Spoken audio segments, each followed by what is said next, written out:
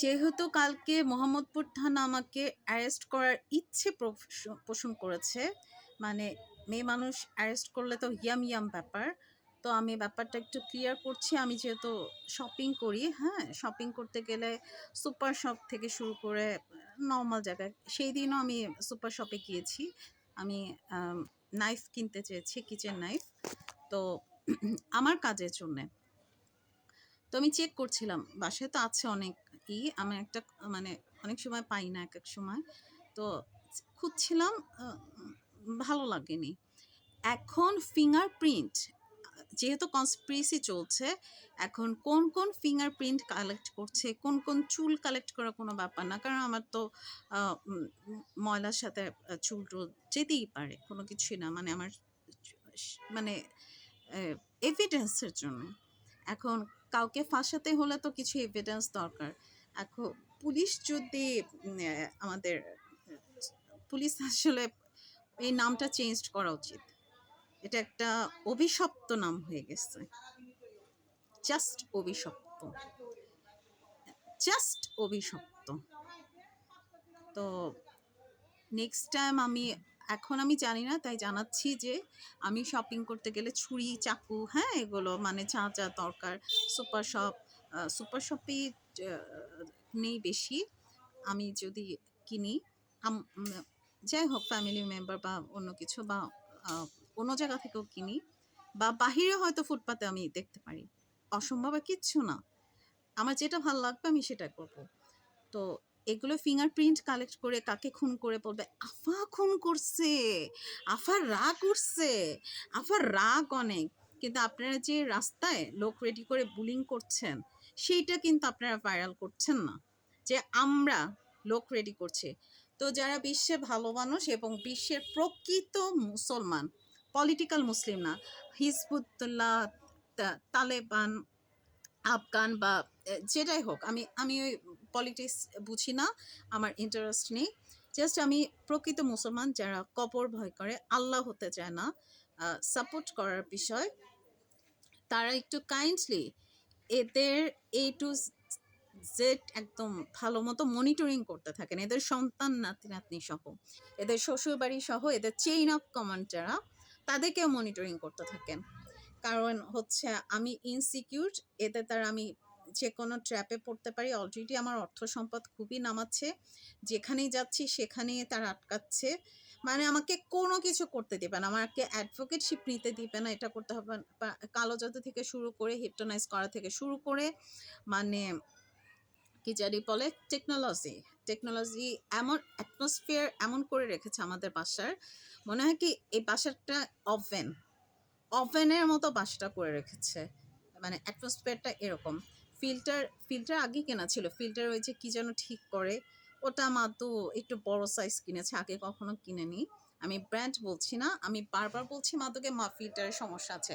এখন kidney, liver, lunch কী কী খাবে আল্লাহ জানে, মানে ইনফ্যাক্ট খাবারের মধ্যে যেহেতু মাফিয়ার নজরে পড়লে, ও মাই মাই।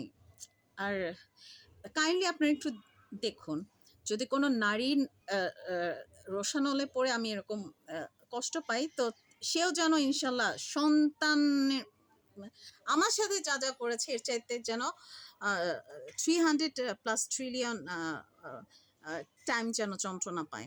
এটা প্রত্যেকের জন্য যেন অ্যাপ্লিকেবল হয়। এটা আপনারা ডিক্লারেশন দিয়ে দিন যে এই মেয়ের সাথে যা যা করেছো তা হয় ঠিক করো, নয়তো এটাই তোমাদের সাথে হবে, এটাই তোমাদের পানিশমেন্ট। মেয়ে এটাই ডিজায়ার করেছে। এবং ডিজিটাল রেপিস্ট যারা, নারী, পুরুষ, শিশু যারা যারা জড়িত, আইন ধর্ম মতে তাদেরকে চাইলে আমি বিয়ে করতে পারি, এবং তারা বিয়ে করতে বাধ্য, সেটা রিক্সাওয়ালা হোক আর বিশ্বের বাদশা হোক, হ্যাঁ, ধর্ম মতে তাকে আমি বিয়ে বিয়ে করতে চাইলে সে বিয়ে করতে বাধ্য, অথবা তাকে আমি যে পানিশমেন্ট দিব সেটাই সে মেনে নিতে বাধ্য। অভিশাপ তো চলছেই, ঠিক আছে? তো যাই হোক, আপনাদের, আমি আমি আমার মাসলুম হয়ে আমি যে যে অভিশাপ দেওয়ার দিচ্ছি, আমি খুবই রিকোয়েস্ট করছি তাদের মনিটরিং করেন। আর আমার সাথে এই ধরনের কাজ করছে, তারা চাচ্ছে অনেক কিছু করতে, আর যেই নারী আমার পেছনে লেগেছে সেই নারীর সব কিছু ধ্বংস করে দিন, যেহেতু আমার সব কিছু ধ্বংস করছে।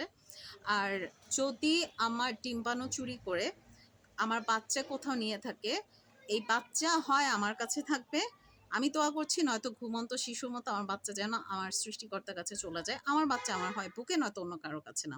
ইম্পসিবল। আমার বাচ্চা আমি দিব না। তারপর একটা হসপিটালে আমি আমার সার্জারি করি, অবশ্যই আমার বাচ্চা হওয়ার জন্য না। সে আমাকে সার্জারি শেষে পরদিন সকালবেলা এসে এত টেস্ট এত কিছু পরে ইচ্ছে করে, ওইখানে আমার সাথে কি কি করেছে আমি জানি না, আমার নিকটবর্তী হসপিটালে। তো পরদিন সকালবেলা এসে বলে আপনাকে বেবি নিয়ে আরেকটা সার্জারি করতে হবে, যেখানে সে জানে আমি সিঙ্গেল লাইফ লিড করছি। তো আচ্ছা ঠিক আছে, আমার বেবি নিয়ে যদি আমি করতাম, সে আমি ইনস্ট্যান্ট কোনো ছেলেকে একটা বিয়ে করে আমার বাচ্চা নিয়ে ইনশাল্লাহ তারপরে করতাম, সার্জারি করে ফেলতাম, সমস্যা নাই। তুমি সার্জারি পরে কেন বলতে আসছো? তুমি এর মধ্যে কি করছো? হ্যাঁ, আর এর চেয়ে তো বড় কথা, আমার অ্যানেস্থিয়ার প্রভাব তো যায়নি। আমাকে রাত্রেবেলা কেবিন থেকে সরি ওটি ওটি না তো, ওটা কি বলে ভুলো তো গেছে, আইসিইউ। হ্যাঁ, আইসিইউ থেকে আমাকে রেফার করা হচ্ছে রাত্রেবেলা, অনেক রাতে, আমার তখন সেন্স পুরোপুরি আসেনি। তো সে এসে সকালবেলা যে বলে আমার তো অ্যানেস্থিয়া প্রভাব যায় না, আমি তো হার্ট অ্যাটাক করতে পারতাম। সে কিসের ডাক্তার? আর সেই দিন কাল ওই দিনই, হ্যাঁ কালকে আমি এসে গিয়েছি হাইকোর্টের একজন মহামান্য অ্যাডভোকেট আমাকে এমন একটা ল বললো, ওটা আইনের পরিপন্থী, এরকম কোনো আইনই নেই। তাহলে সে কিসের ভিত্তিতে সে সনদ পেল, তাও আবার হাইকোর্টের সনদ, হাইকোর্টের অ্যাডভোকেট কার রেফারেন্সে? আপনারা একটু চেক করেন, এরকম রেফারেন্স মার্কা অ্যাডভোকেট, জাজ, ব্যারিস্টার, আমি মানে যারা ভালো তাদের উপর সম্মান করছি, যারা খারাপ এগুলো চেক করুন। আর হচ্ছে ডক্টর, এরা তো আরও বেশি ভয়ঙ্কর, এদেরকে একটু চেক করে এদের সনদ বাতিল করে দিন। 100% যারা রেফারেন্স মার্কা অ্যাডভোকেট আছে তাদের সনদ বাতিল করে দিন। জাজ কোর্ট, হাইকোর্ট, এদের অত্যাচার দরকার নেই। আর কনস্টিটিউশন মানলে আইন যথাযথভাবে প্রয়োগ করুন, যাতে আমি এটার মানে সুরক্ষা পাই, আইনের দ্বারা সুরক্ষা পাই।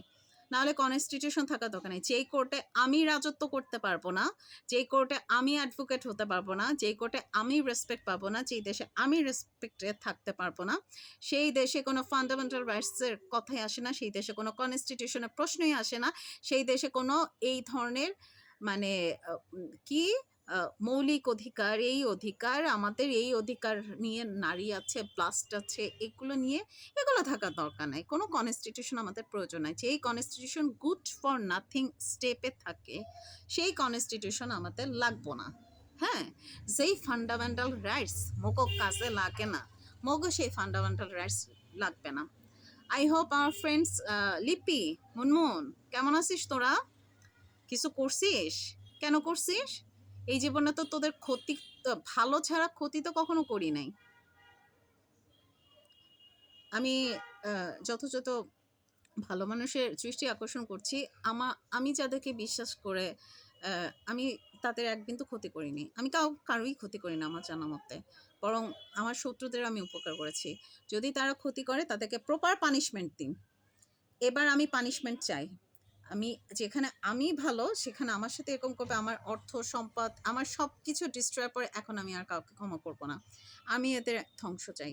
আমি বিচার দিচ্ছি, এবং এগুলো আমার সাথে কি কি করছে, রাস্তায় লোক লেলিয়ে দিচ্ছে, এই রাস্তায় যারা লোক লেলিয়ে দিচ্ছে এদেরও যেন ফিনান্সিয়াল স্ট্যাটাস, তারপর হচ্ছে গিয়ে এদের মেন্টাল হেলথ, এদের সব কিছু ডিস্ট্রয় করে দেন, এদের চেহারা চামড়া যেন কিচ্ছু না থাকে। আমার চামড়া নষ্ট করছে কে? গায়ের সাদা চামড়া, হ্যাঁ, আমার অ্যাপিয়ারেন্স টোটাল চেঞ্জড করে ফেলেছে। কেন? আমার ডিম্বাণু চুরি করেছেন আপনারা, ডিম্বাণু চুরি করে আমার বাচ্চা কোথায় কোথায় দিয়েছেন।